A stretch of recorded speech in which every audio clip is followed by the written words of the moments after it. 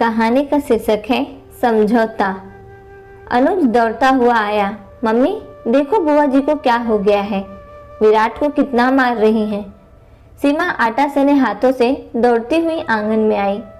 दीदी क्या हो गया, आप इतने गुस्से में क्यों हैं? अनुज कह रहा है कि बुआ जी गुस्सा हो गई और विराट को डंडे से मार रही हैं। सीमा ने रोते हुए विराट को अपने सीने से लगा लिया। कविता मुझे मत रोको भाभी, मैं इसे मार डालूंगी, आज तुझे छोड़ूंगी नहीं। कहता है ये मेरा घर है, ये नहीं समझता कि जिस दिन से तेरी मामी आई है उस दिन से ही मेरा और इसका आधा हक खत्म हो गया घर पर। जब से अनुज हुआ है तब से तो हम इस घर के मेहमान बनकर रह गए हैं। अनुज सही कहता है, ये उसका और उसकी मम्मी पापा का घर है। तो अपने घर जा। और विराट को धक्का दे दिया इसने। सीमा दीदी मैं माफी मांगती हूँ, बच्चों की बात का क्या बुरा मानना। बच्चे हैं, थोड़ी देर लड़ जाते हैं, अगले ही पल फिर साथ खेलने लगते हैं।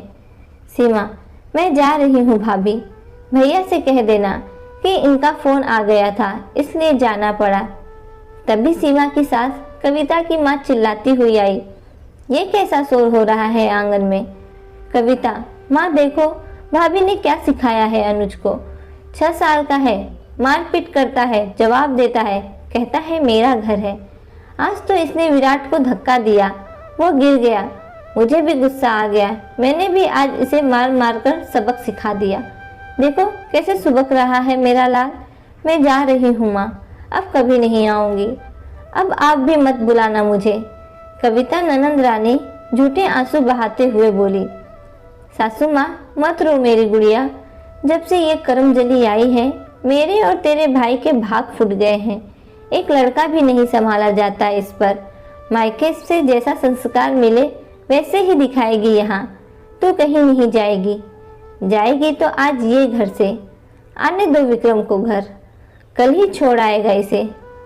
सीमा मम्मी जी मेरी क्या गलती है इसमें? बच्चे हैं, कुछ भी बोल जाते हैं। आप घर में कलेश क्यों करवा रही हैं? मैं माफ़ी मांगती हूँ दीदी से। सासू माँ तो चुप रहे, अब जाके अपना काम कर और रात में ही अपना सामान रख लेना। अब इस घर में आने की ज़रूरत नहीं। विक्रम के आते ही कविता ने माँ को इशारा किया। माँ भैया आ गए और धीरे से अंदर वाले कमरे में सरक गई ननंद रानी। पर्दे के पीछे दुबक कर आज परमानंद की अनुभूति करना चाहती थी। इसी दिन का तो ननंद रानी बेसब्री से इंतजार कर रही थी, कब भैया भाभी को खरी खोटी सुनाए। बचपन से ही ननंद रानी ऐसे ही स्वभाव की थी, किसी को बेइज्जत करने का मौका नहीं छोड़ती थी, ना ही किसी से उसकी बनती थी।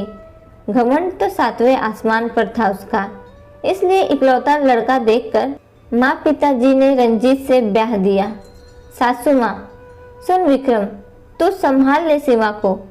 विक्रम पानी पीते हुए। क्यों, क्या हो गया माँ? अब क्या कर दिया सीमा ने? सासू माँ तेरी बहन कुछ दिनों के लिए आती है घर में, उसे चैन से जीने नहीं देती। हमेशा रसोई से बर्तन पटकने की आवाज़ आती रहती है, जैसे सारा गुस्सा हम माँ बेटी पर ही निकाल रही हो। खाना भी ऐसे नाक मुंह बना कर देती है जैसे हम इसके दुश्मन हो। रोटी भी पूछ कर बनाती है कि कितने खाओगे आप लोग। आज तो हद ही कर दी इसने। फिर पूरा किस्सा सासू माँ ने नमक मिर्च लगाकर बताया।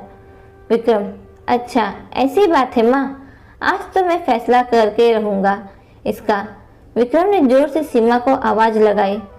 दोनों माँ बेटी के मन में लड्डू फूट रहे थे। सीमा दौड़ती हुई सब पकाती हुई आई, चुपचाप से नीचे मुंह करके खड़ी हो गई। विक्रम सीमा ये माँ क्या बोल रही है? और माँ क्या बोलना आपने? सीमा रोटी गिनकर बनाती है, क्या आप नहीं जानती वो क्यों करती है ऐसा? आप ही उस पर चिल्लाती आई हैं। जब भी एक रोटी भी ज़्यादा बन जाती है, बेचारी कई दिनों से तो आपको ना पता चले बासी रोटी छिपा कर रख देती है। कितनी बार मैंने चुपके से खाते हुए देखा है उसे। पूछो तो कहती है अन्य का अपमान होता है। आपको पता है अनुज के पेपर चल रहे हैं, मेरे पास तो टाइम होता नहीं इसे पढ़ाने का। सीमा ही इसका सब देखती है। क्या कहा आपने? नाक मुंह बनाकर खाना देती है। जब भी आप लोग को रोटी देने आती है तो आप लोग इसी की बुराई कर रहे होते हो और इसके आते ही चुप हो जाते हो। क्या उसे पता नहीं चलता? उसे नमक चम्मच एक एक गरम रोटी के लिए 50 चक्कर लगवाते हो। क्या कविता खुद खाना नहीं ला सकती रसोई से? भाभी है उसकी, क्या थोड़ा इंतजार करके उसके साथ खाना नहीं खा सकती है? भरे पूरे परिवार से आई है, कभी अकेले खाना नहीं खाया इसने। दिन में तो बस एक आधा रोटी ही खा के रह जाती है। रात में मेरा इंतज़ार करती है। अगर मैं ऑफिस से खाना खाकर आता हूँ तो उस दिन ऐसे ही दुखी सी हो जाती है। कभी आपने पूछा है, सीमा तूने खाना खाया, तेरी तबीयत कैसी है? तो किस बात का संयुक्त परिवार, बेटे का ख्याल, पापा की दवाई का ख्याल, तुम्हारे घुटनों की मालिश, मेरे हर ज़रूरत के सामान को तुरंत हाजिर करना, ये सब कौन करता है?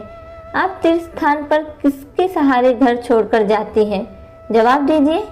कविता को कुछ भी देती हैं, कभी उसे या मुझे दिखाया है क्या दे रही हैं? वो भी घर की बहू है और मैं बेटा। आप कविता का स्वभाव तो बचपन से जानती हैं। वो हर बात बढ़ा चढ़ा कर बोलती है और आप विश्वास कर लेती हैं। कभी घर की बहू की भी सुन लीजिए। वैसे तो अब सुनने की ज़रूरत नहीं पड़ेगी। बहुत हुआ समझौता। आज तक समझौता ही करती आई है मेरी कविता। उफ तक नहीं की बेचारी ने। इतनी पढ़ी लिखी है फिर भी घर में नौकरानी जैसा हाल बना दिया है उसका। इसमें मैं भी बराबर का कसूरवार हूँ। अब नहीं, कहते हैं बच्चे बूढ़े माँ बाप को बुढ़ापे में अकेला छोड़ जाते हैं। हर बार गलती बच्चों की ही नहीं होती, कई बार गलती माँ बाप की भी होती है। बच्चों को मजबूर कर देते हैं घर छोड़ने पर। समझौता दोनों तरफ से होता है माँ, तब घर चलता है। हम चलते हैं माँ। आपकी सयानी बेटी है ना घर के सारे काम करने के लिए। सीमा अपने पति के इस बदले रूप को निहारती ही रह गई। उसके आंसू रुकने का नाम नहीं ले रहे थे। आज उसे उसके समझौता का फल मिल चुका था। सीमा और विक्रम घर छोड़कर किराए के मकान में रहने लगे। जाते हैं घर भी कभी कभी तीज त्योहार पर। साथियों, जो समझौता आप लोगों के लिए हानिकारक हो उसे मत कीजिए। जीवन एक बार मिलता है, खुलकर जी लीजिए। आज की कहानी यही समाप्त होती है। अगर कहानी अच्छी लगे तो कहानी को लाइक और चैनल को सब्सक्राइब करना ना भूलना। धन्यवाद।